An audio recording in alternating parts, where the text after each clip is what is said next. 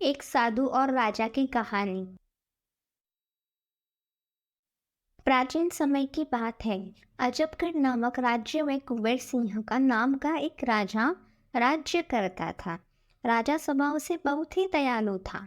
वह गरीब और बेबस लोगों की हमेशा सहायता करता था। किसी गरीब पर जुल्म होते देख वह कड़ी कार्रवाई करता था। राजा के इसी स्वभाव से अजबगढ़ की प्रजा बहुत प्रसन्न रहती थी। राजा की भी एक ही इच्छा थी कि वह अपनी प्रजा को हमेशा खुश रख सके। लेकिन फिर भी राजा को हमेशा ऐसा लगता था कि उसकी प्रजा खुश नहीं है। इसलिए अक्सर राजा प्रजा का हालचाल जानने के लिए भेष बदलकर शहर में घूमा करता था और लोगों की राय जाना करता था। इसी तरह वह एक बार राजा घूमते घूमते शहर से बाहर जंगल की तरफ निकल गया। राजा के सभी साथी पीछे रह गए और वह एक जंगल में भटक गया। राजा ने अपने चारों तरफ देखा, कोई दिखाई नहीं दिया। वह भूख से व्याकुल था और शाम में होने वाली थी। तभी राजा को एक ऋषि की कुटिया दिखाई दी। कुटिया देखकर राजा की जान में जान आई। उसी समय राजा ने रात वहीं व्यतीत करने का फैसला किया। जब राजा ऋषि के आश्रम पर पहुंचा तो वहां पर एक ऋषि तपस्या में लीन थे और चारों तरफ बहुत ही सुंदर वातावरण था।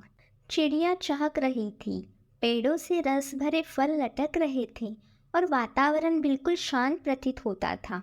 राजा ने घोड़े से उतरकर ऋषि के समीप जाकर प्रणाम किया। ऋषि ने वह आवाज सुनकर आंखें खोली तो एक सुंदर नौजवान युवक को सामने पाया, जिसके मुख से तेज झलक रहा था। राजा को देखकर ऋषि सब कुछ समझ गए। राजा ने ऋषि से रास्ता भटक जाने की बात बताई और वहां रात गुजारने के लिए अनुमति मांगी। ऋषि ने राजा को रुकने की अनुमति दे दी और राजा को खाने के लिए स्वादिष्ट फल दिए। जब राजा ने उन फलों को खाया तो राजा को वह फल अत्यंत मीठे और स्वादिष्ट लगे। राजा ने इससे पहले इतने मीठे फल कभी भी नहीं खाए थे। राजा ने ऋषि से फलों के इतने मीठे होने का कारण पूछा। राजा की यह बात सुनकर ऋषि ने कहा, यहाँ का राजा दयालु और न्यायप्रिय होगा। वह गरीबों की सहायता करता होगा। वह प्रजा के दुख दूर करने वाला होगा। इसीलिए यह फल इतने मीठे हैं। लेकिन राजा को इन सब बातों पर यकीन नहीं हो पा रहा था। पर राजा इन बातों को झुठला भी नहीं पा रहा था। इसलिए राजा ने निरीक्षण करने का निर्णय लिया। सुबह होते ही राजा शहर की तरफ निकल पड़ा और राजधानी में वापस पहुंचने के बाद उसने अत्याचार करना शुरू कर दिया। उसने प्रजा पर कर बढ़ा दिए। अब राजा गरीबों को परेशान करने लगा। पूरे राज्य में हाहाकार मच गया। ठीक एक महीने बाद राजा फिर उसी जंगल में उस आश्रम पर जा पहुंचा। अब राजा गरीबों को परेशान करने लगा। पूरे राज्य में हाहाकार मच गया। ठीक एक महीने बाद राजा फिर उसी जंगल में उस आश्रम पर जा पहुंचा। जब राजा ने उस आश्रम को देखा तो वह बहुत चक्कर आ गया, क्योंकि जहाँ पर पहले पेड़ हरे भरे थे वहाँ सब पेड़ सूख रहे थे। फलों में कीड़े लग रहे थे, चिड़िया सीख रही थी। तभी घोड़े की आहट पाकर ऋषि अपनी कुटिया से बाहर आए और राजा को बिठाया।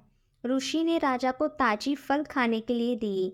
जब राजा ने फलों को खाया तो उसका पूरा मुंह कड़वाहट से भर गया।